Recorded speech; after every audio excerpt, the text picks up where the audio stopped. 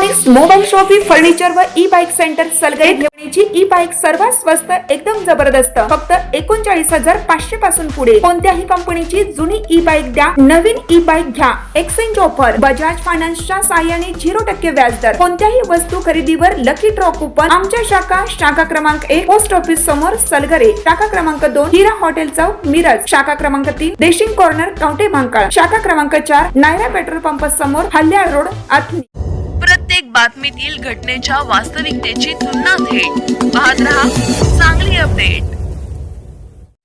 पुणे येथील वारजे माळवाडी परिसरातील तपोधाम सोसायटीत राहणारे गोविंद माधवराव उपासे वय वर्ष 59 या वृद्धाचे कारमधून जबरदस्तीने अपहरण करून त्यांना सांगलीत आणून बेदम मारहाण करत त्यांचा खून केल्याचा धक्कादायक प्रकार उघडकीस आला आहे.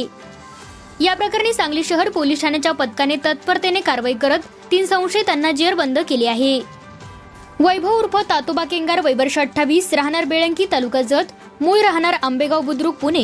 रोहन जयसिंग सावंत वय वर्ष 23 राहणार यदगाव तालुका कडेगाव आणि राहुल राजेंद्र बाबर वय वर्ष 25 राहणार बेळंकी तालुका जत, मूळ राहणार आंबेगाव बुद्रुक पुणे अशी अटक करण्यात आलेल्या संशयितांची नावे आहेत.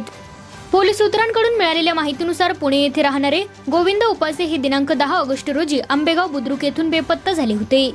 या संदर्भात नांदेड सिटी पोलीस ठाण्यात बेपत्ता असल्याबाबत तक्रार दाखल करण्यात आली होती. दरम्यान सांगली शहरातील 100 फुटी रोड शामराव नगर परिसरात काही संशयितांनी एकाला आणून मारहाण केल्याची गुप्त माहिती सांगली शहर पोलिसांना मिळाली.